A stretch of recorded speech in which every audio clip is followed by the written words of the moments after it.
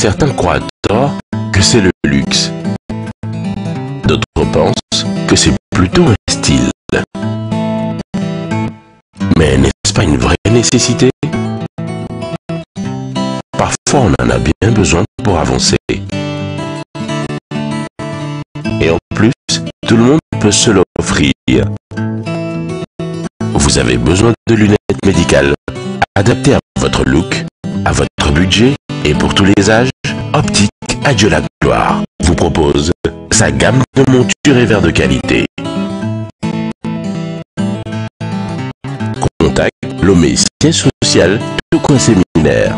Téléphone 22 20 71 83 90 08 94 23.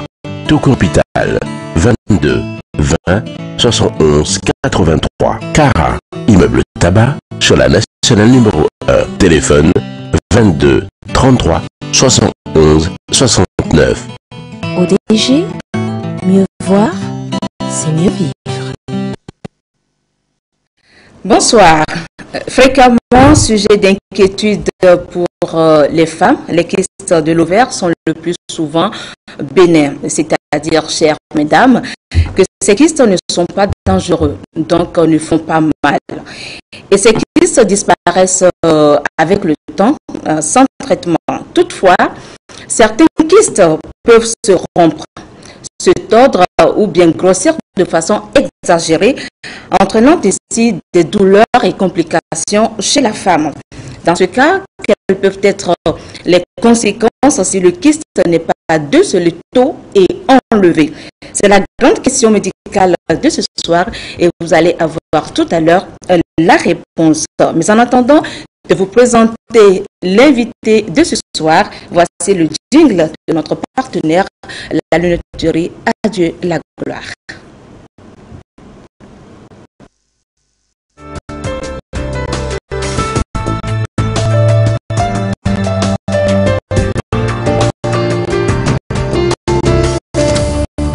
Ayez une vision nette sur votre santé en regardant l'émission Santé d'abord avec Optique Adieu la gloire, lunetterie médicale. ODG, mieux voir, c'est mieux vivre. Voilà, il est gynécologue obstétricien et on peut le trouver à la clinique de l'Association togolaise pour le bien-être familial ATBF en tant que chef division médicale. Son nom, Dr Sylvain Bingo Mborché, il est avec nous ce soir pour nous aider à comprendre l'essentiel sur les sujets, sur les kystes ovariens. Docteur Mborché, bonsoir. Bonsoir Carole. Comment allez-vous? Oui, ça va bien. Merci d'être là sur le plateau de Santé d'abord pour nous édifier sur ce problème gynécologique qu'ont souvent les femmes. Alors, il s'agit bien évidemment des kystes de l'ovaire. Alors, nous allons d'abord essayer de comprendre ce que c'est que les kystes ovariens. Alors, lorsqu'on parle de kystes de l'ovaire, bien le kyste ovarien, nous devons savoir que l'ovaire, c'est un élément de l'appareil reproducteur féminin. À quoi ressemble exactement cet ovaire et qu'est-ce qu'un kyste ovarien? Pour ne pas confondre justement kyste et fibrome, voici tout de suite les premières explications sur la description du kyste ovarien et le rôle des ovaires dans le processus d'ovulation. C'est avec Dr Senam Amadoto. C'est tout de suite les images.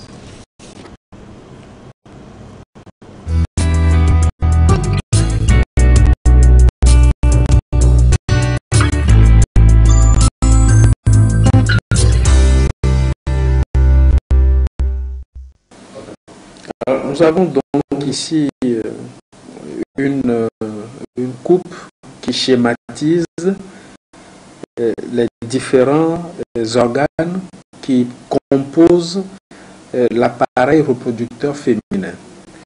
Nous avons cette grosse poche qui est l'utérus et cet utérus qui sur ce schéma est ouvert laisse voir donc l'intérieur qui est la cavité de l'utérus. Et c'est dans cette cavité qu'une fois que la grossesse survient, la grossesse va s'inider et se développer pendant 9 mois de gestation. Nous avons les trompes et ces trompes-là vont coiffer les ovaires. Donc chaque mois, l'ovaire va donner un ovule.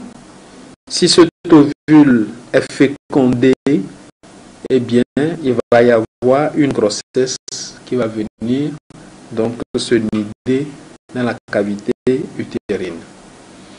Donc lorsque nous parlons de kyste de l'ovaire, nous parlons donc de maladies qui touchent le fonctionnement de l'ovaire. Il y a des poches au sein des ovaires. Ces poches-là, ils peuvent grossir chaque mois et entraîner une ovulation. C'est ce que nous appelons des follicules. Lorsqu'il arrive des dysfonctionnements, eh bien, ces follicules peuvent parfois grossir exagérément et entraîner donc des kystes de l'ovaire qui sont comme une rétention, une retenue d'eau dans ces poches-là. Les kystes de l'ovaire sont généralement bénins chez les femmes dans la majorité des cas, c'est-à-dire que ce ne sont pas des affections graves. Un traitement médical peut arriver au bout de ces kystes dans la mesure où ces kystes sont généralement dus à un dysfonctionnement de l'ovaire. Donc c'est essentiellement une maladie de la femme dans l'âge de la procréation. Lorsque nous parlons de fibrome ou de myome, eh bien, c'est des maladies qui touchent généralement l'entité utérus. Et ces fibromes peuvent pousser soit sur l'utérus ou peuvent pousser dans le muscle utérin ou parfois encore dans la cavité de l'utérus. Donc le fibrome ou le myome se développe généralement aux dépens de l'utérus, alors que les kystes vont se développer aux dépens des ovaires. L'ovaire est cet organe-là qui donne l'ovulation. L'ovulation étant ce phénomène qui participe à donc la grossesse chez la femme. Lorsque il apparaît un kyste de l'ovaire, il apparaît donc un trouble de fonctionnement de cet organe-là qui donne l'ovulation chez la femme. Et ce trouble de fonctionnement de l'organe va donc répercuter sur la capacité de la femme à pouvoir ovuler et donc sa capacité à concevoir.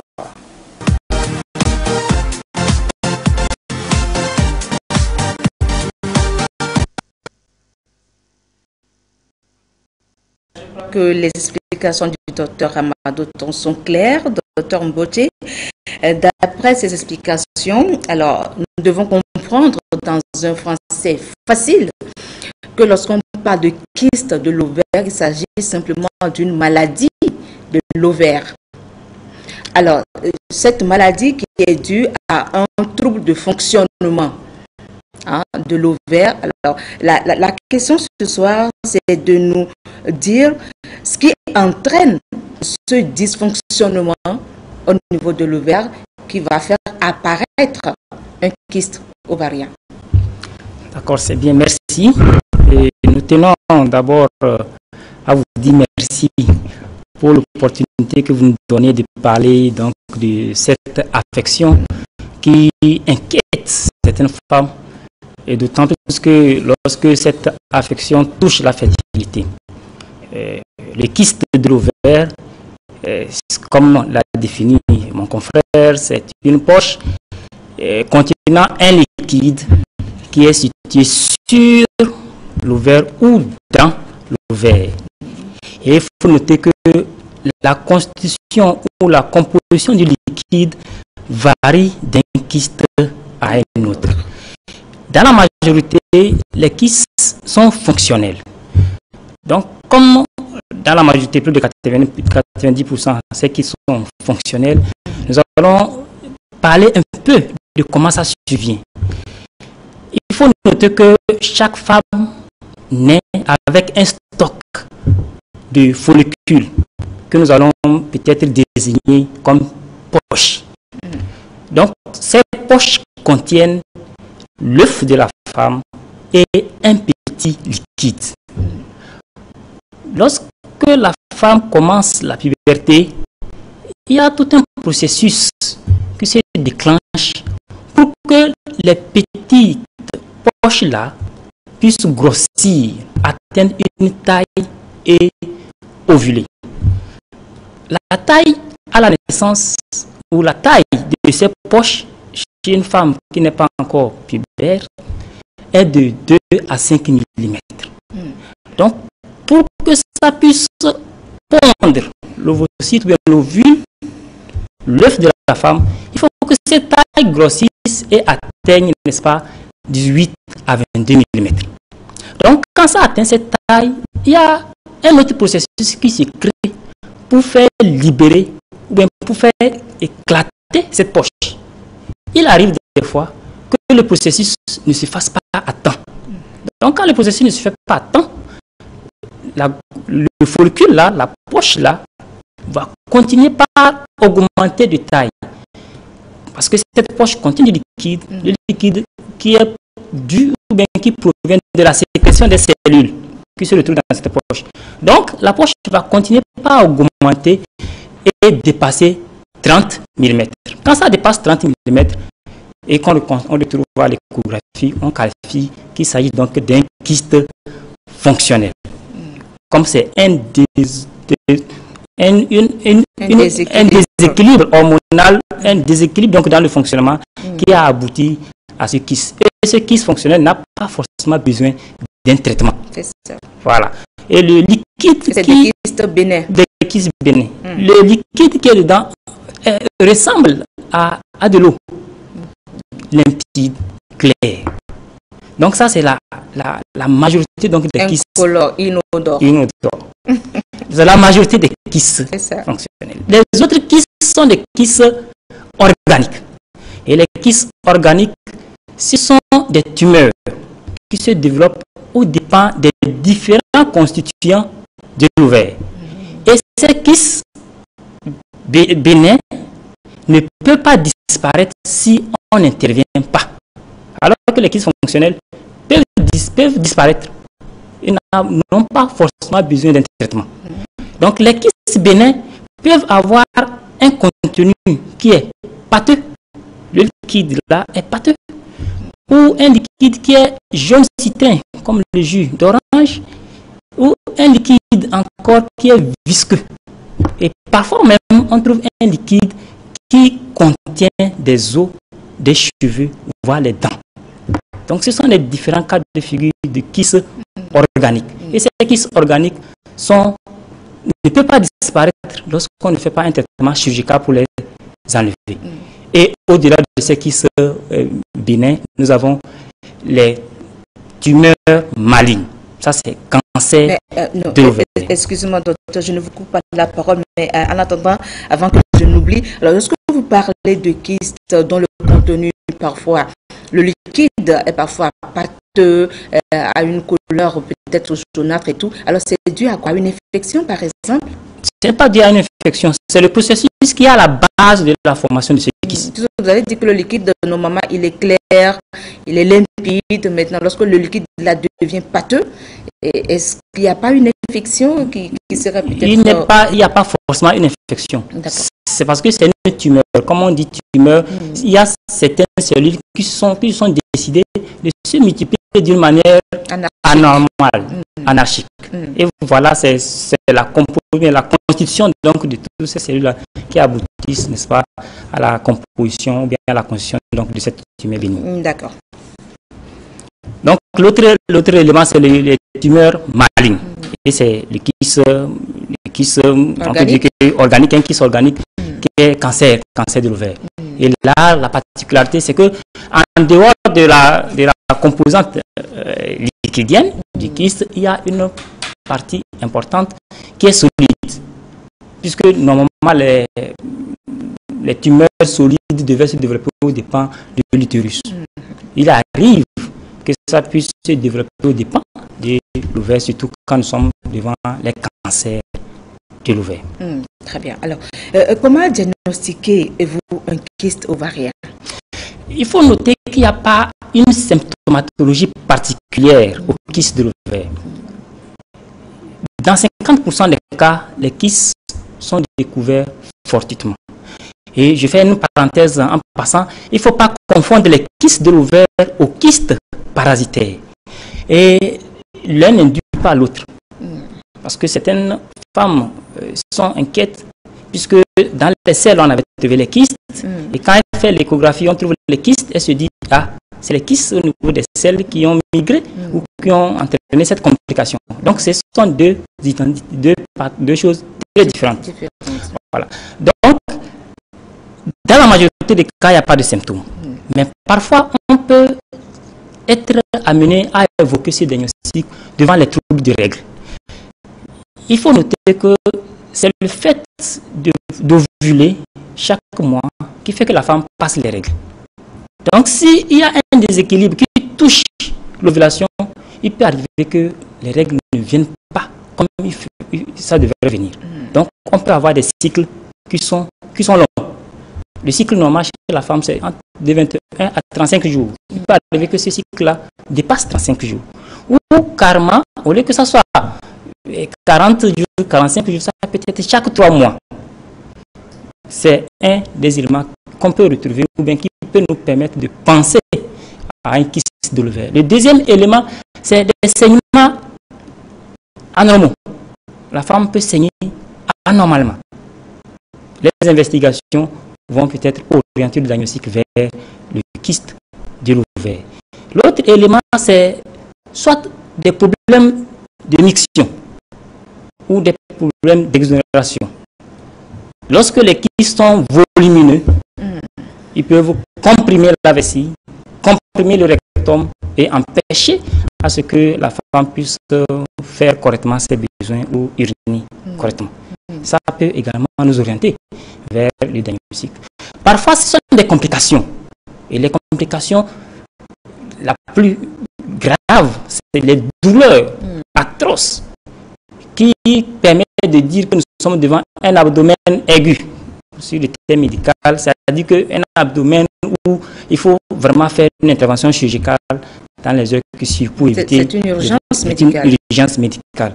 Donc, ça peut être une circonstance de découverte. Il peut également arriver qu'on constate une augmentation anormale du ventre. Lorsqu'on constate une augmentation anormale du ventre, il ne faut pas croiser les bras. Et souvent, cette augmentation anormale du ventre peut être associée à une altération de l'état général, à un amaigrissement prononcé. Donc, la personne peut perdre plus de 10% de son poids. Si la personne avait 60 kg, 10%, ça fait 6 kg. Donc, la personne peut se retrouver avec 54 kg. Donc, ce sont des symptômes ou des circonstances qui nous amènent à penser au kyste de l'ovaire. Et l'échographie permet d'avoir quand même, dans 80-90% des cas, le diagnostic de ce kyste, une orientation. Puisque la confirmation, c'est l'examen anatomo-pathologique. C'est ça. Alors, tout à l'heure, dans les explications du docteur Amadou, il a dit que ce kyste ovariens, bien les kystes ovariens de façon générale, surtout les kystes ovariens organiques, constituent un obstacle au bon processus, au bon déroulement du processus d'ovulation. Alors, est-ce que, en disant cela, est-ce qu'un kyste de l'ovaire peut donc empêcher la grossesse chez une femme? Si oui, dans quelles conditions? Un kyste peut empêcher la grossesse chez une femme. On peut dire non, puisque nous avons deux ovaires. Lorsqu'il y a un kyste organique sur un ovaire, l'autre ovaire peut fonctionner. Normalement. Un kyste ovarien peut entraîner une infertilité chez la femme, oui, parce que nous avons deux situations, ou trois situations. C'est ça. La première situation, c'est le fait de ne pas pouvoir ovuler. Donc, s'il y a une perturbation hormonale, la femme ne pourra pas ovuler. Et lorsque la taille du follicule dépasse 30 mm, ça veut dire que le follicule, l'œuf de la femme n'est plus normal. Donc, ça peut agir ou bien empêcher la survenue d'une grossesse. L'autre aspect que nous constatons plus fréquemment dans nos consultations, c'est le syndrome des ovaires micropolykystiques. C'est-à-dire que, au lieu que le kyste dépasse les 22 mm, la taille de ces kystes n'atteint pas 22 mm. Donc, au cours d'un cycle, il y a un nombre qui s'engage, un nombre de follicules qui s'engagent pour pouvoir pondre. C'est comme on veut recruter. On veut faire, mais tout le monde au village dit, bon, j'ai la forme, je suis fort, je peux. Voilà. Donc, ils s'alignent. Donc, on suppose qu'il y a 30 personnes qui sont alignées. Mais lorsque le médecin va passer, il va voir que dans mon ami, voilà, tu ne peux pas. Au finish, ça serait 10 qui seront sélectionnés. Parmi les 10, qu'on va peut-être recruter, c'est un seul qui sera général. C'est comme ça le processus se passe au cours d'une ovulation. Donc ça veut dire qu'il y a un nombre de follicules qui s'engagent. Et la croissance de ces follicules sont sous la dépendance de certains hormones. Il arrive à un instant T que aucun follicule ne puisse grossir sous l'effet de l'hormone. Donc voilà, ils sont arrêtés, ils sont arrivés à 9 mm par exemple, et tous les follicules restent bloqués à ce stade. Donc, ils n'arrivent pas à atteindre 18 voire 22 mm pour pouvoir pondre l'œuf de la femme. Donc du coup, il reste. Et quand il n'y a pas d'ovulation, ça veut dire qu'il n'y aura pas de règles. Donc les petits kystes là vont s'accumuler au niveau des ovaires. Et quand ça s'accumule au niveau des ovaires, ça fabrique maintenant les androgènes. Les androgènes, c'est vrai qu'il y a ça chez la femme, mais majoritairement, c'est chez l'homme que c'est un peu abondant. Donc, c'est ce qui fait que pour le syndrome des ovaires micropolykystiques, on va constater à un instant donné chez les femmes qui ont ces ovaires-là, qui commencent à pousser les poils aux endroits où il ne fallait pas. La barbe, le thorax, la face interne des cuisses et des bras. Une pilosité anormale. Ouais. Et on peut constater également que la voix qui était fine, ils viennent une voix rauque. Donc c'est ce syndrome-là des ovaires micropolykystiques. Et souvent, ce syndrome est associé à une infertilité. Infertilité chez la femme. Et le troisième élément, c'est l'endométriome, le kyste endométriosique. L'endométriose, le docteur a montré l'endomètre. Il arrive que les cellules de l'endomètre se retrouvent dans le ventre et forment une néo-poche au contact de l'ovaire. Et la néo-poche constituée peut continuer par sécréter, par fabriquer du sang qui va se collecter là. Et souvent, c'est du sang rouge sombre, comme du goudron. Donc, devant ces situations, l'infertilité également est menacée. Voilà. Très bien. Alors, c'est un jeune dame de 31 ans qui a un enfant de 5 ans. Le deuxième enfant qu'elle désire tant avoir tarde à arriver, mais à côté de ça, elle a un cycle menstruel irrégulier accompagné de quelques signes désagréables. Le problème a duré 2 mois finalement. Elle a décidé d'aller voir un gynécologue. Alors, comment la consultation s'est-elle déroulée et qu'est-ce que le médecin a découvert? Voici les images.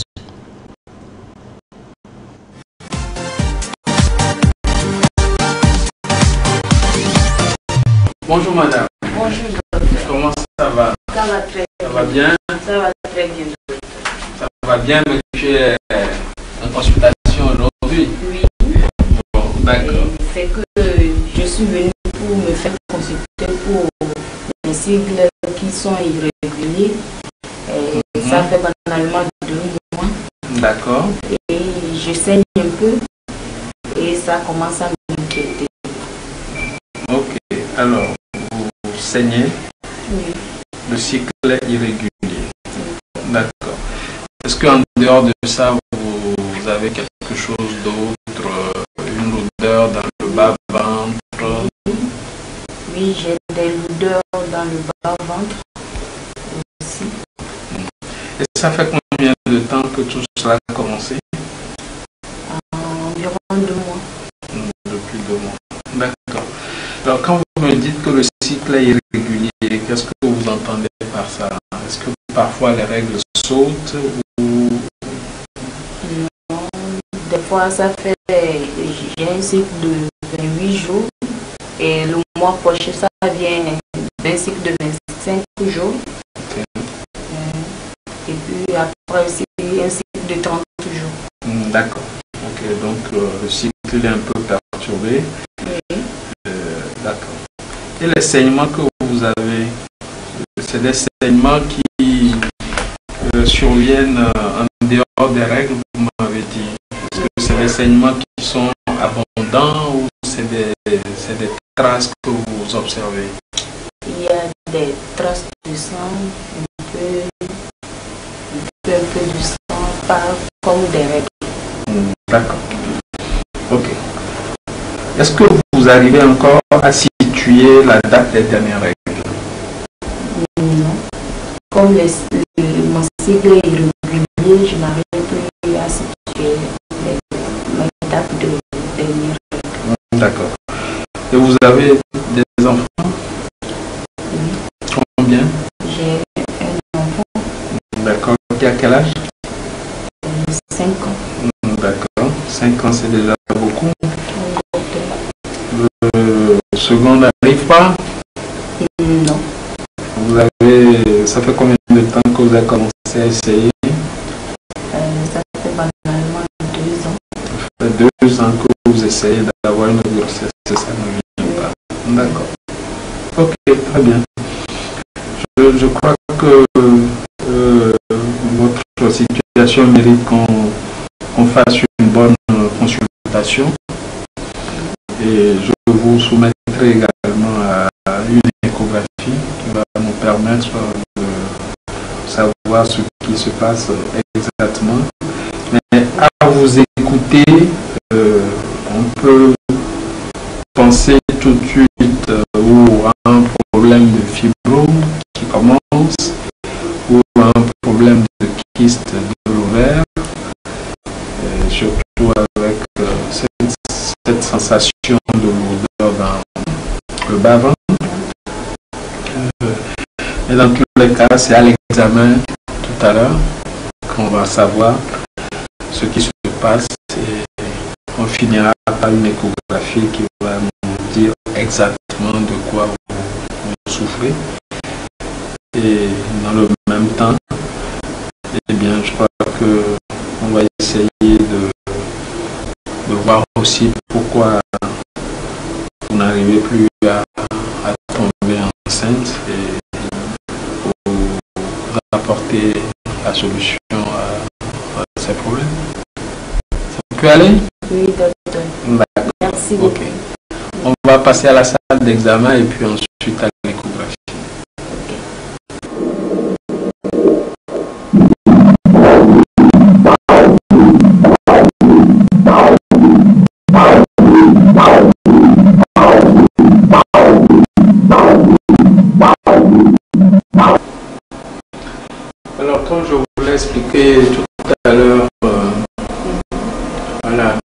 présentation, eh bien, nous sommes en train de faire l'échographie, donc qui nous montre bien votre utérus qui est là. Okay. Alors, sur cet utérus, il n'y a absolument aucune anomalie, d'accord? Donc, pas de fibrome. Hein, les fibromes, c'est encore les myomes. Hein, donc, chaque fois qu'on parle de fibrome ou de myome, c'est la même chose. Donc, c'est des formations qui poussent, des petites tumeurs qui peuvent pousser sur l'utérus. Donc, là, ce n'est pas le cas. Hein, donc, au niveau de l'utérus, tout va très bien. Maintenant, nous allons chercher vos ovaires. D'accord. Je vous ai dit, si ce ne sont pas des fibromes, ça peut être donc les ovaires qui ont peut-être une anomalie. Eh bien,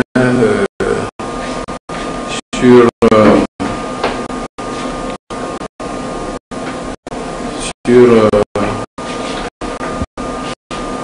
votre ovaire gauche, eh bien, je suis en train d'observer, vous voyez cette poche-là? Vous voyez cette poche-là? Voilà, ça c'est une poche qui contient du liquide. Hein, tout ce qui est liquide apparaît noir en échographie.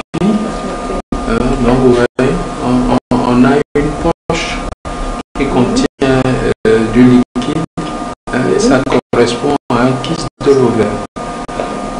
Je peux mesurer la taille de ce kyste-là. Ça fait 5 cm. Un ovaire par lui-même déjà ne dépasse pas 4 cm. Ouais, donc la poche à elle toute seule fait 5 cm et ça correspond à un kyste de l'ovaire. Ce kyste de l'ovaire peut être responsable donc de ces symptômes que vous m'avez décrits tout à l'heure. Donc le cycle qui devient irrégulier, les petits segments entre les règles, la lourdeur dans le bas-ventre, donc le kyste explique tout à fait ces symptômes que vous avez.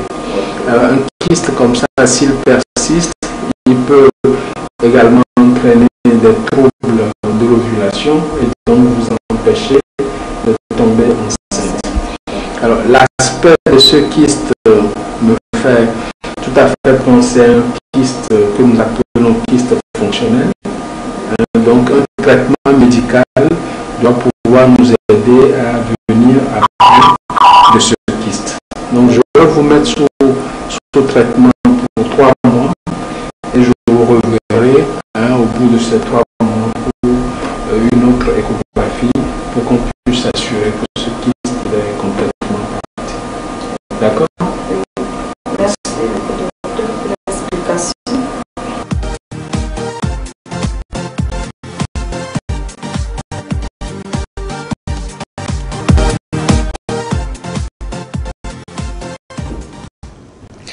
Voilà, docteur Mborché,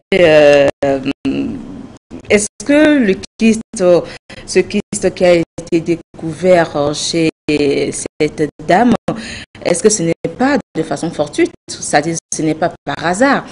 Alors, au cours de cet examen d'échographie, docteur Amadou Tor, de par les signes que présentait la dame, a soupçonné déjà la présence de ce kyste-là. Alors, donc, on peut dire que l'échographie vient confirmer effectivement le diagnostic du docteur Amadou Tor.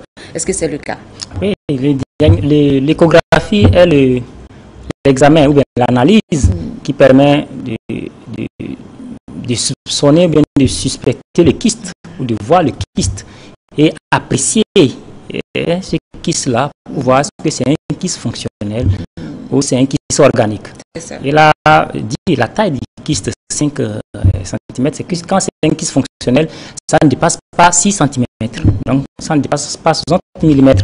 Et du coup, les contours sont réguliers. Et ce kyste, à voir l'échographie, c'est un contenu transsonore, noir, qui, comme il a montré à l'écho à la dame. Donc, ce sont les caractéristiques d'un kyste fonctionnel. Alors, très bien. Disons par exemple si ce kyste fonctionnel qui peut disparaître à la suite d'un traitement, si le traitement n'est pas tout de suite mis en route, est-ce que ce kyste fonctionnel peut devenir une tumeur? Kyste fonctionnel devenu une tumeur bénigne? Non. À moins que ça ne soit pas un kyste fonctionnel. Normalement, les kystes fonctionnels disparaissent sous traitement au bout de 3 mois ou sans traitement au bout de 3 mois. Mais si au bout de 3 mois, ça persiste, donc ça devient un kyste organique. Et il faut le prendre en charge en tant que kyste organique. Très bien. Alors, l'irrégularité du cycle menstruel, le saignement, la lourdeur au niveau du bas-ventre, ce sont les signes que présentait la dame tout à l'heure. Alors, ce sont ces signes-là qui ont conduit à une exploration qui a finalement abouti à la découverte donc, du kyste ovarien. Alors, est-ce qu'il existe d'autres signes ou manifestations cliniques qui accompagnent les kystes ovariens organiques? En dehors donc de ces quelques signes-là, c'est l'absence des règles. Il peut arriver chez certaines femmes qui ne passent pas tous les règles durant 2, 3 à 6 mois. Ça, c'est également un élément qui peut nous permettre de soupçonner un kyste de l'ovaire. Ou carrément, c'est une compression de la vessie qui empêche cette dernière donc, de pouvoir bien faire ses besoins. En dehors de ça, c'est l'augmentation du volume du ventre, comme je l'avais dit tantôt. Mais il faut noter que dans bon nombre de cas, c'est de façon fortuite qu'on découvre à l'échographie au cours d'un examen de routine. Au cours d'un examen pour peut-être une autre cause qu'on découvre ces kystes fonctionnels. Mais déjà, quand on a ces petits éléments, ça nous permet de pouvoir cirer les examens complémentaires pour ne pas faire, n'est-ce pas, du gaspillage à la cliente ou bien à la femme. Alors, quels sont les autres cas de situation où on parle de complications? Les complications des kystes ovariens, c'est que quand c'est les kystes fonctionnels, ça disparaît. Mais quand ça ne disparaît pas, c'est que c'est un kyste organique. Et quand c'est un kyste organique, ça peut augmenter de volume.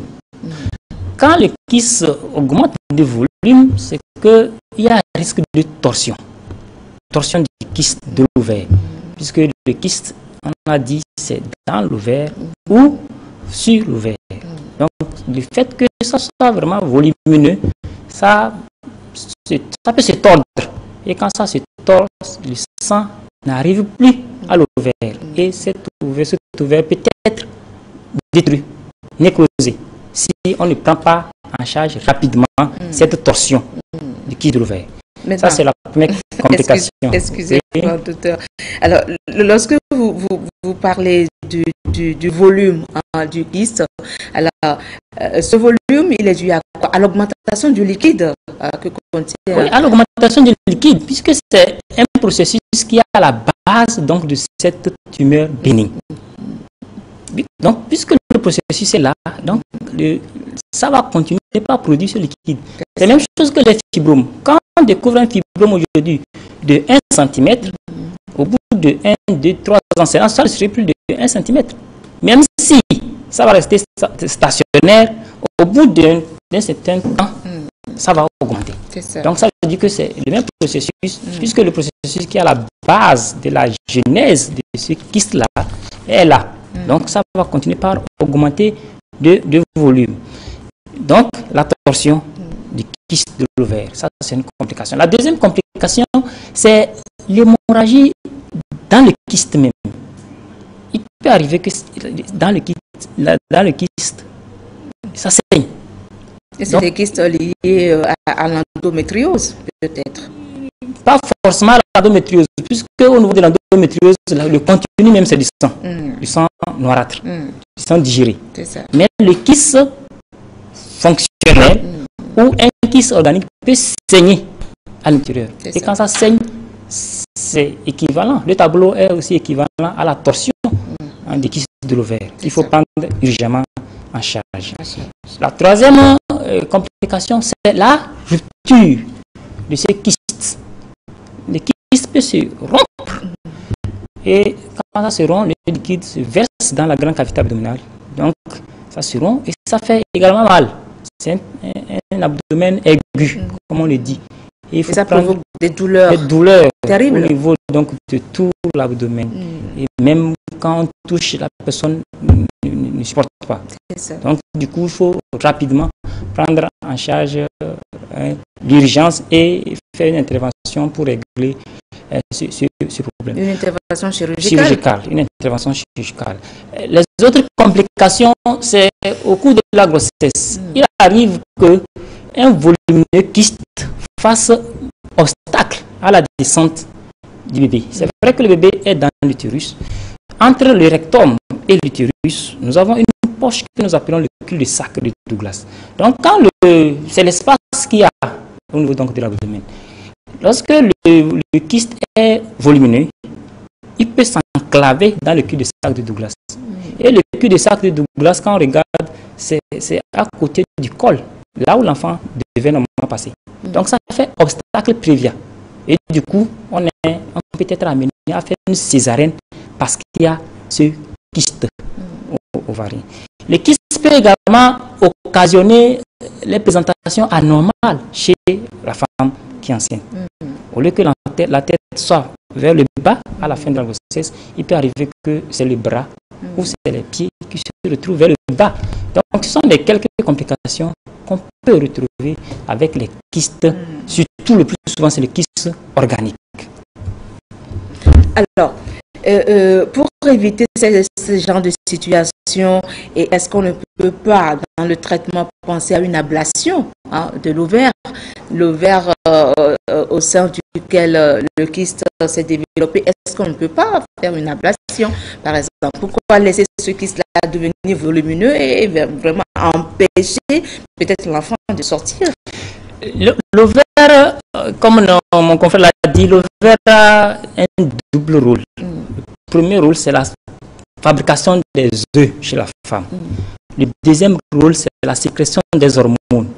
C'est les ovaires qui sécrètent les hormones et la femme se sent femme. C'est ça. Et c'est ce qui fait que lorsqu'on regarde un peu les femmes ménopausées, où la sécrétion des hormones ovariennes ont presque diminué, elle a un autre comportement ou bien une autre attitude par rapport à la femme qui est en activité génitale. C'est ça. Donc, lorsqu'on enlève l'ovaire, ça veut dire qu'on pousse prématurément cette femme à la ménopause. Lorsque le traitement impose l'ablation de l'ovaire, on le fait. C'est une décision médicale. Mais pour un simple kyste, c'est pourquoi aussi au cours de l'intervention, il faut vraiment tenir compte de l'âge de la femme, il faut tenir compte du désir de maternité de cette dernière pour ne pas créer des problèmes au lieu de l'arranger. Parce qu'on veut enlever le kyste, c'est vrai, on peut l'enlever, mais on peut abîmer le reste des follicules puisqu'il y a des autres poches qui sont là. Donc si on ne fait pas correctement l'intervention, on risque d'abîmer ou créer d'autres problèmes pour noyer encore la dame dans le problème d'infertilité. Donc c'est pourquoi la prise en charge doit être bien faite. Donc on ne peut pas enlever. Et la prise en charge se fait au cas par cas? Au cas par cas. Au cas par cas. On ne peut pas enlever d'office l'ovaire. Lorsqu'on diagnostique un kyste chez la femme enceinte, au début de la grossesse, durant les 16 premières semaines, les 3 premiers mois, il ne faut pas toucher. À moins qu'on soit sûr que c'est un kyste organique, un kyste malin. Mais si c'est un kyste qui a tendance d'être fonctionnel, il faut le laisser. Parce que si on touche à ce kyste, la grossesse peut couler. On laisse, et c'est au-delà donc de 16 semaines que s'il y a vraiment nécessité, on prend en charge ce kyste pour éviter les complications qui peuvent survenir au cours donc de l'évolution de la grossesse. Alors justement, nous allons écouter le témoignage d'une dame qui était tombée enceinte et à qui on a découvert un kyste. Alors, les femmes, vous savez, les femmes sont nombreuses à souffrir au cours de leur existence d'un kyste ovarien ou d'un fibrome, par exemple, qui peuvent les empêcher de concevoir. Deux témoignages donc ce soir. Pour le premier témoignage, comme je le disais tout à l'heure, il s'agit d'une femme de 38 ans, actuellement enceinte de 6 mois, après 6 bonnes années de mariage. Alors, cause probable de ce retard de sa grossesse, c'est le kyste qu'on lui a découvert. Alors, dans le second témoignage, la dame de 35 ans, malheureusement sans enfant pour le moment, nous parle de son état actuel et de son mal, c'est-à-dire le fibrome. Nous allons écouter tout de suite le témoignage de ces deux dames.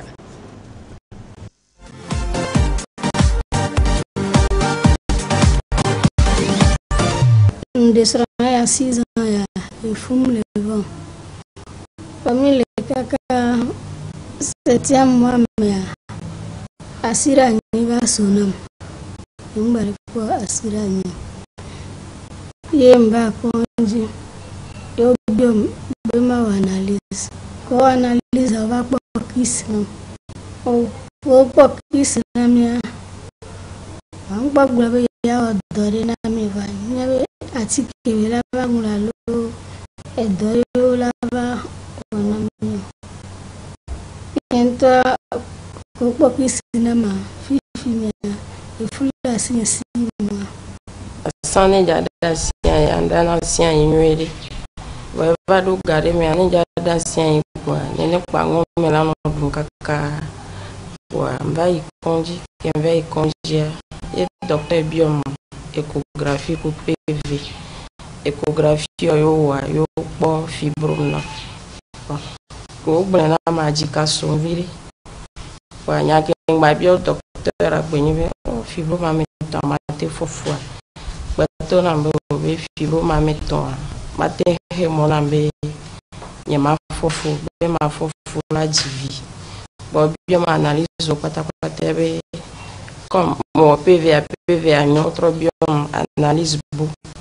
Analyse on venait mourir la sopo vena ndé trompe nous le boucher ndé les moi voilà ok au point bientôt que les filles nous bien fibrome kaka nya kele kwele donc ma ka so pe afi accident nya be game am senye nanto vania ke mi atoza na wanya ntezanyo afofu nduna kako da vovo kwa vile efa avant mais à bonne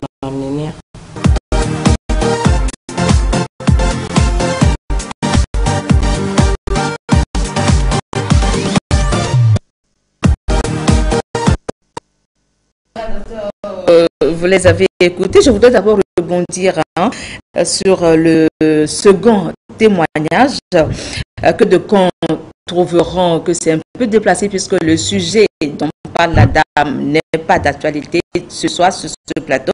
La dame a parlé de fibrome, mais c'est vrai, nous avions tenu à passer ce témoignage parce que si on prend le fibrome et le kyste, ils ont quand même des points en commun, vrai ou faux? Les points en commun, c'est que ce sont des tumeurs.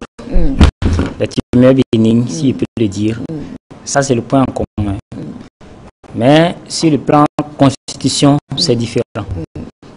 Maintenant, par rapport aux signes, c'est justement par rapport aux signes, quelques signes. Par rapport à quelques signes, ils ont certains points en commun, surtout le saignement. Le saignement anormal. C'est vrai, les kystes peuvent donner ces saignements, les douleurs, les fibromes. Les douleurs sont là. Chez certaines femmes, c'est avant les règles. Chez d'autres, c'est pendant la période des règles qu'elles ont mal. Et ce sont les signes qu'on peut également retrouver avec le kyste ovarien. Donc du coup, quand tu as ces symptômes, tu ne peux pas vraiment savoir à quoi être attaché. Et c'est les médecins et les investigations qui permettront donc de faire le diagnostic. Il s'agit d'un fibrome ou bien d'un kyste de l'ovaire. Alors revenons maintenant sur le premier témoignage, docteur. La dame est tombée enceinte après 6 ans de vie commune, je le disais tout à l'heure, et elle a un kyste. Alors, est-ce que ce kyste chez la dame peut l'inquiéter par rapport à sa grossesse? L'inquiéter par rapport à sa grossesse, on peut dire oui, on peut dire non. Certainement qu'actuellement, il y a plus de kystes. Puisqu'il y a certains kystes, comme il est dit au premier trimestre, durant les 3 premiers mois, qui sont là. C'est le corps jaune persistant. Le corps jaune, ou bien le kyste du corps jaune gravidique. Et après les 3 mois, ce kyste, normalement, devait disparaître. Donc, si à l'écho, au premier trimestre, on a pu trouver ce kyste, peut-être au deuxième trimestre, ce kyste aurait disparu. Si ce kyste persiste au deuxième trimestre, ça veut dire que c'est un kyste qui est organique. Et s'il est organique, il reste à voir quelle est sa taille. Et voici, ça peut se compliquer. Donc un suivi peut se faire. Ce n'est pas forcément dit d'opérer si on a l'échographie des éléments qui nous orientent vers quelque chose de non grave. Donc c'est ce qu'on peut dire. Et puis s'inquiéter, ne pas s'inquiéter, ça dépendra donc de la taille des kystes, puisque les complications des kystes sont parfois majorées au cours donc de la grossesse. Justement. Donc devant un signe ou bien un symptôme anormal, elle doit toujours venir à l'hôpital. Maintenant, à l'accouchement, si c'est une césarienne qui était indiquée, on peut peut-être saisir l'opportunité pour enlever ce kyste ovarien. Très bien. Alors, venons maintenant aux complications liées à la grossesse. Il semblerait que pendant la grossesse, justement, vous venez de le dire, les complications des kystes ovariens sont beaucoup plus fréquentes. Alors, quelle explication vous donnez à cela? Vous avez vu que la grossesse, le produit de conception reste dans la cavité utérine. Et au cours de la grossesse, l'utérus augmente de taille. Et l'ovaire est relié à l'utérus par un ligament. Donc, s'il y a un kyste au niveau de cet ovaire avec l'utérus qui augmente de volume, ça permet, n'est-ce pas, ce kyste de pouvoir faire ses mouvements et rapidement et pouvoir se tordre. Ça c'est un. La deuxième chose, il peut également arriver que ça se rompt. Ce kyste-là se rompt à cause donc du volume de l'utérus au cours de la grossesse. Donc, c'est les principales complications qu'on a au cours de la grossesse. En dehors donc du fait que ce kyste peut être obstacle prévia lors de l'accouchement. La tête de l'enfant serait difficile à s'engager. Alors, dites-nous, docteur Mboche, pourquoi est-ce que parfois on observe ou bien on assiste à une multiplication des kystes et on les retrouve en petites boules? Alors, qu'est-ce qui explique cette multiplication? Je dirais pas anarchique, mais désordonnée, mais quelle explication médicale vous donnez à cela? C'est ça le syndrome des ovaires micro-polykystiques. C'est pourquoi on les appelle micro. Parce que leur taille varie, c'est entre 9 et 10 mm. C'est des petites tailles. C'est un dysfonctionnement ovarien. Comment ça survient?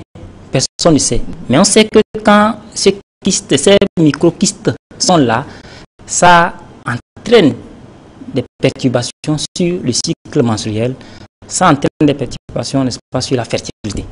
C'est ce qu'on sait. Mais qu'est-ce qui est à la base de ça? On ne sait pas. Ces petits kystes qui sont là synthétisent, n'est-ce pas, de la testostérone, si je peux le dire comme ça, des androgènes. Et c'est ces androgènes qui vont maintenant créer tout un autre problème sur l'organisme donc de cette dernière.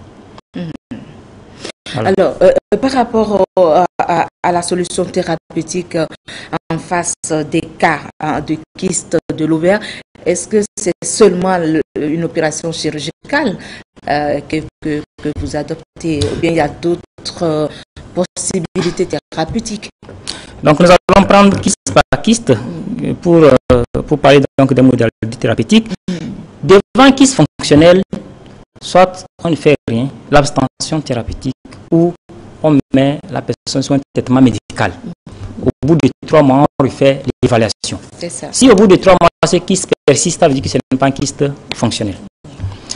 Devant kyste organique, avec des liquides différents, l'intervention est la solution pour faire l'élaboration donc de ce kyste. Maintenant, devant un cancer de l'ovaire, c'est une grande intervention qui va nécessiter même à enlever et l'utérus et les 2 ovaires et une bonne partie donc de la membrane ou bien de la graisse qui recouvre les anses intestinales. Beaucoup d'interventions, beaucoup de choses qu'on fait en même temps lorsqu'il s'agit vraiment d'un kyste, d'un cancer de l'ovaire. Parce que le cancer de l'ovaire, le diagnostic, se fait de façon tardive. Puisque, vous voyez là où les ovaires sont, il n'y a pas un moyen pour diagnostiquer ça tôt. Et c'est quand ça arrive à un stade très avancé que la personne vient à l'hôpital. Mais est-ce que c'est toutes les situations du cas impliquant des complications qui exigent une urgence médicale, ou bien il y a certains cas où il faut forcément agir vite?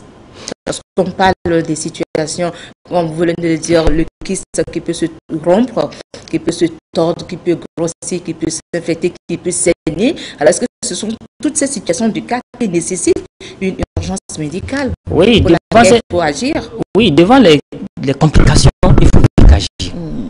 Ça, il faut vite agir. Il faut prendre d'abord en charge l'urgence et prendre en charge les kystes. Soit on enlève les kystes, soit on enlève l'ovaire, ou on enlève les ovaires. Ça dépendra donc de la nature macroscopique de ce kyste en péri-opératoire. C'est ça. En dehors de ça, tout kyste qui n'est pas fonctionnel nécessite une ablation. Parce que la hantise, c'est la peur d'être devant un cancer de l'ovaire. C'est ça. Puisque le diagnostic, ça peut être un kyste banal, un kyste bénin banal, qui pourtant peut être un cancer. D'où il est important de l'enlever au stade où on l'a découvert, que d'attendre des complications où on ne pourra même rien faire. Donc c'est l'idée qui est derrière ça. Donc c'est pourquoi devant un kyste, on met un traitement. Lorsqu'on fait un kyste, on fait un diagnostic du kyste. Ce qui est fréquent, c'est les kystes fonctionnels. Soit on ne fait rien, on réévalue dans 3 mois, ou on met un traitement médical, et au bout de 3 mois, on fait l'évaluation. Un traitement hormonal? Hormonal. Au bout de 3 mois, on réévalue. Et si le kyste est toujours là, il faut décider de l'ablation de ce kyste. Et je pense que les femmes doivent comprendre. Parce que quand on dit intervention, c'est la panique. Mais c'est pour leur bien-être. Parce qu'on ne sait pas si on laisse ce kyste là-bas, ce que ça va devenir. Peut-être qu'il va continuer par augmenter de volume et un beau jour créer des complications. Alors, est-ce que ce soir, vous voulez bien dire aux femmes que, attention, lorsque vous constatez que votre ventre grossit de façon exagérée, prend du volume, et pourtant vous n'êtes pas enceinte, attention, il faut aller consulter. Oui, effectivement, parce que quand le ventre augmente de volume anormalement, quand que vous ne soyez enceinte, il faut se poser des questions. Il faut se poser des questions. Soit c'est un kyste ovarien, soit c'est un fibromyome utérin. Donc, devant cette situation, il faut vraiment aller voir un spécialiste. L'autre chose, c'est que quand vous ne passez pas les règles, puisque la femme est programmée à passer les règles chaque mois, quand vous ne passez pas les règles, n'attendez pas. 2 mois, 3 mois. Pas. Le cycle normal, c'est 21-35 jours. Lorsque vous constatez que ça dépasse cette durée-là, il faut voir un spécialiste pour comprendre qu'est-ce qui ne va pas. Parce que, surtout avec le syndrome des ovaires micropolykystiques, les conséquences, lorsque on ne consulte pas tôt, c'est une fibrose qui peut se constituer au niveau de l'ovaire. Et lorsque même la femme arrive à pondre, l'œuf ne peut pas être extériorisé pour se déposer au niveau de la trompe pour, n'est-ce pas, une fécondation. C'est ça. Alors, par rapport au traitement des kystes, certains tradithérapeutes aussi proposent des remèdes aux femmes qui en souffrent. Alors, quelle est l'approche médicale de cette maladie dans le domaine de la médecine traditionnelle? Nous allons écouter tout de suite les explications ou bien les propos de M. Essos Eminam Lakassa. Il est phytothérapeute.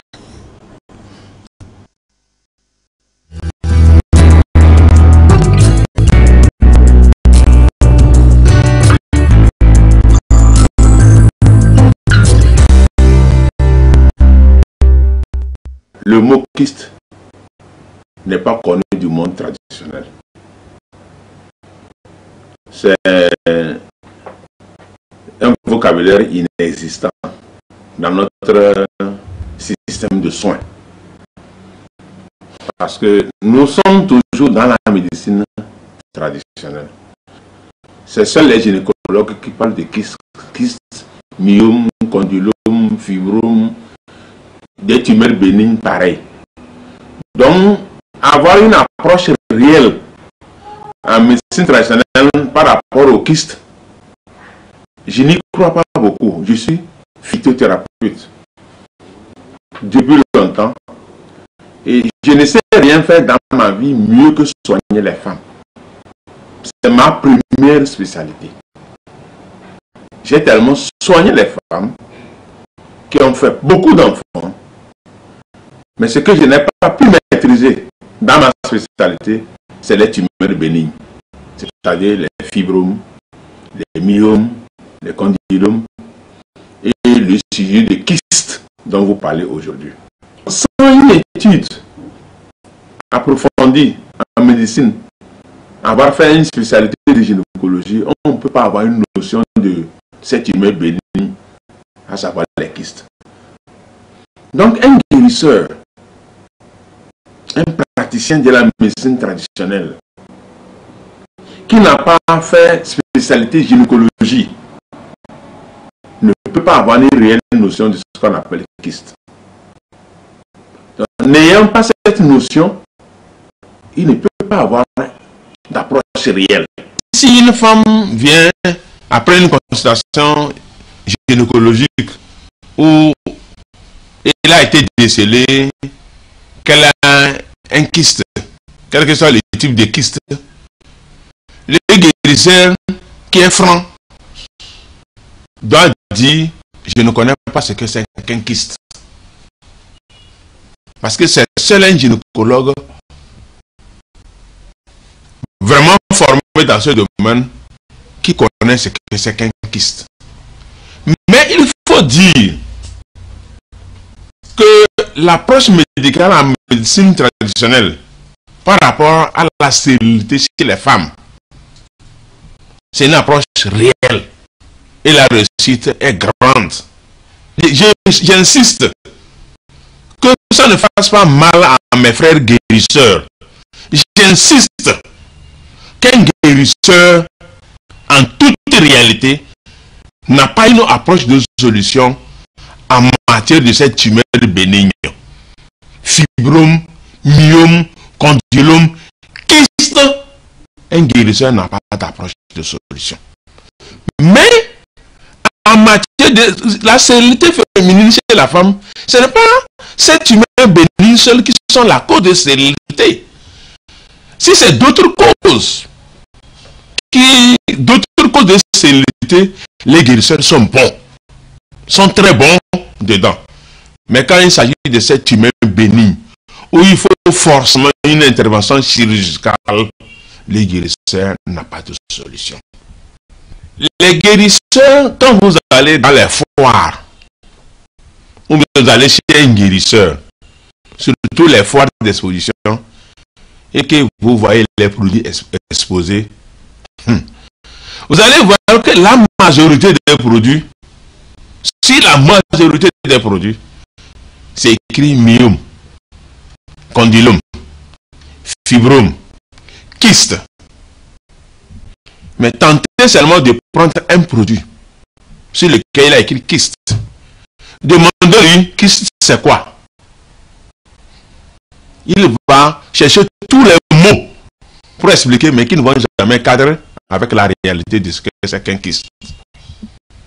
Vous prenez le même produit chez le même guérisseur, il a écrit sur ça fibrome. Vous lui demandez, fibrome c'est quoi?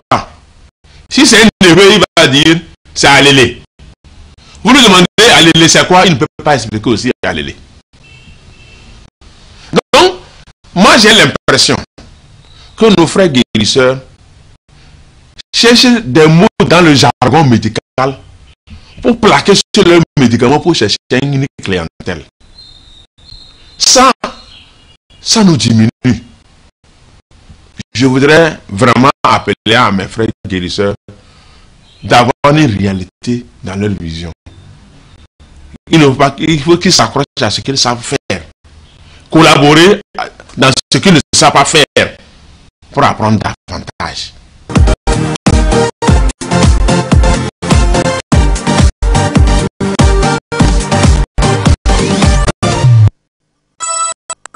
Voilà, ce sont là les propos de M.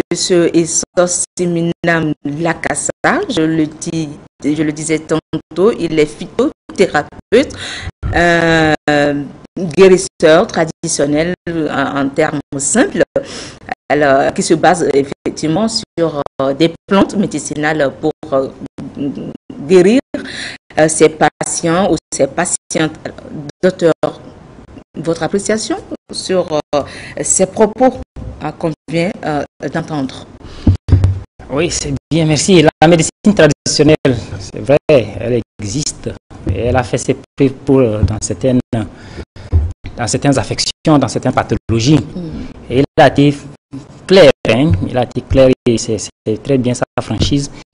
Et parce que nous recevons des complications, des traitements émanant des thérapeutes, surtout dans les cas des fibromes et des kystes.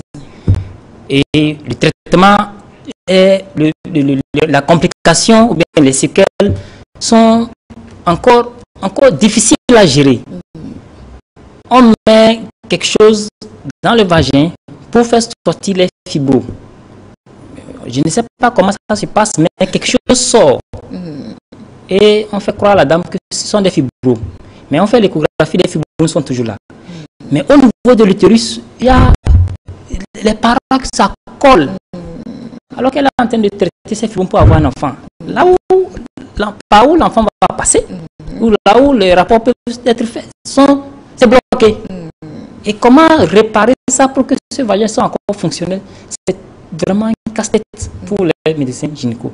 Si les thérapeutes peuvent connaître les limites, surtout en matière donc, de ces pathologies bénignes, ça sera vraiment un avantage pour nous, les médecins qui traitons les femmes, et pour les malades, et pour eux aussi.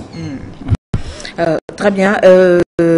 Revenons un peu sur le traitement chirurgical, c'est-à-dire que basé sur la chirurgie, une opération chirurgicale.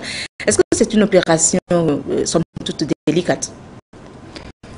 Parce que vous savez, lorsque par exemple une femme vient en consultation et après les investigations par rapport aux signes qu'elle présente, vous avez découvert chez la dame, chez cette femme-là, un fibrome, un kyste. Et du coup, vous lui avez dit, écoutez, madame, par rapport à la taille ou bien à la forme de votre fibrome, de votre kyste, il faut une opération chirurgicale. Ça fait du coup peur. Oui. Ça fait du coup peur et pour la femme et pour toute la famille. Alors, vous rassurez les femmes ce soir que c'est une opération qui n'est pas délicate. En moins d'1 heure de temps, on vous enlève le kyste ou bien le fibrome. Oui, on peut dire que c'est une intervention qui n'est pas... Les choses ont évolué de telle sorte que c'est une intervention qui est simple. Et comme c'est une intervention, il y a toujours, quoi qu'on dise, une petite peur quelque part. Il y a des incidents qui peuvent arriver, mais nous prenons toutes les dispositions pour éviter ces incidents. Et nous prenons toutes les dispositions pour que l'intervention soit la plus simple. Et au bout d'1 heure, s'il n'y a pas de complications, ça serait terminé. Et ça dépend également donc du type d'intervention, du type de kyste. Voilà. Quand c'est un kyste qui a tendance à être cancer, la durée de l'intervention ou le traitement qu'on propose n'est pas identique que quand c'est un kyste qui est simple. Voilà. Et il faut aussi noter qu'il y a la celluliochirurgie maintenant qui permet de faire, de traiter ces kystes-là sans toutefois ouvrir le ventre grandement comme on ne faisait pas le passé. Voilà, nous avons quelques réactions. On va finir sur ces réactions, des préoccupations exprimées par certaines de nos téléspectatrices. Alors, j'ai 22 ans, docteur, et j'ai un enfant de 2 ans. Je souffre des règles irrégulières et très douloureuses. Alors, ce mois, j'ai vu des traces du sang noir dans mon caleçon, mais je n'ai pas eu mes règles. Je ne suis ni enceinte. Qu'est-ce qui annonce cela? Ça rentre dans les symptômes que nous avons évoqués tantôt. Donc, c'est de faire une consultation pour qu'on puisse voir concrètement ce qu'il y a. Alors, peut-on savoir ce qui cause les fausses couches? Les fausses couches, ce n'est pas le thème de ce soir, mais pour donner peut-être une petite chance à cette dame qui nous envoie ici des questions, docteur, une phrase? Oui, les fausses couches, la majorité des fausses couches sont dues à une malformation donc, du produit de conception. D'accord.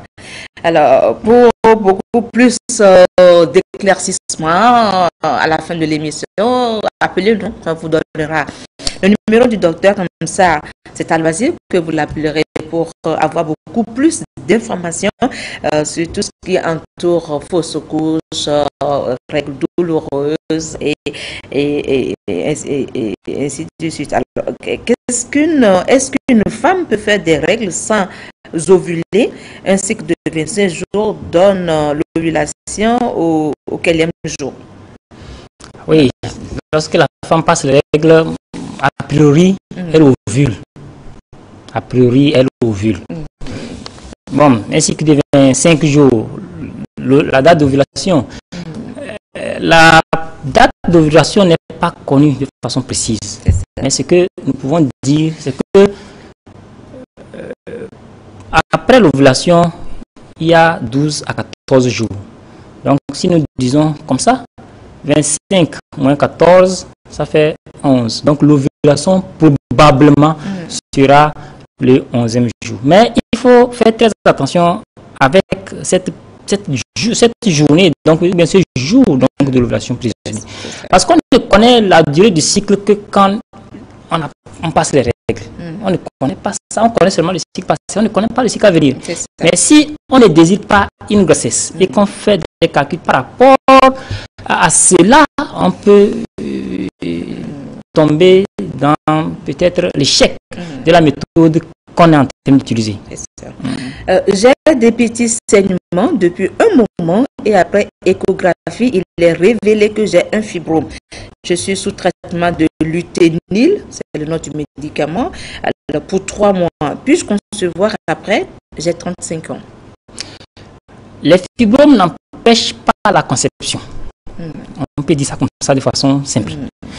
Mais il arrive dans certaines situations que la topographie, là où les fibromes sont situés, ça peut faire que les grossesses coulent ou ça peut boucher les trompes. C'est ça. Et dans ce cas, on empêcher la conception. Très bien. Voilà, docteur, nous sommes pratiquement arrivés à la fin de l'émission de ce soir. Quels sont les conseils utiles que vous voudrez bien adresser à toutes les femmes qui regardent ce soir cette émission? Oui, les conseils utiles que j'aimerais adresser à nos mamans, à nos clientes, à nos sœurs, c'est que devant un trouble de règles, il faut consulter et respecter, n'est-ce pas, les consignes données par le médecin. Éviter l'automédication devant tous les problèmes concernant les règles. Pour d'autres, c'est de faire des efforts pour maigrir, si je peux le dire peut-être à la fin comme ça, parce que l'obésité a également une influence négative sur le maintien de certains kystes, certains microkystes, et de par cela sur la fertilité. Merci beaucoup, docteur Bingo Bortier, d'être passé ce soir encore sur le plateau de Santé d'abord. Voilà, mesdames et messieurs, c'est la fin de cette émission. Tout le plaisir a été pour nous de vous l'avoir présenté. Merci beaucoup pour votre fidélité. Docteur, merci pour votre déplacement dans nos studios. On remercie également docteur Senam Amadoto pour sa collaboration, ainsi que les deux femmes qui ont accepté de témoigner dans cette émission. On se retrouve le mardi prochain, même chaîne, même heure. Merci à toute l'équipe de la réalisation. Au revoir et excellente soirée sur la TVT. À très bientôt.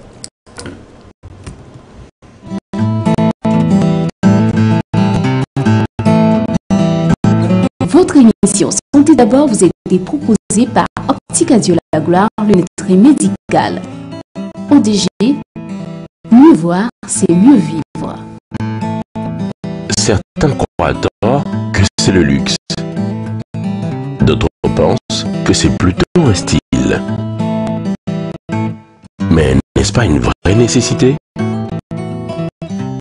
Parfois on en a bien besoin pour avancer.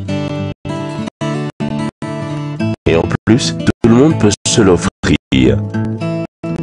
Vous avez besoin de lunettes médicales adaptées à votre look, à votre budget et pour tous les âges. Optique Adieu la Gloire vous propose sa gamme de montures et verres de qualité. Contact l'Homéicien social tout coin séminaire. Téléphone 22 20 71 83 90 08 94 23. Touquet Hôpital 22 20 71 83. Cara immeuble tabac sur la nationale numéro 1. Téléphone 22 33 71 69. ODG, mieux voir,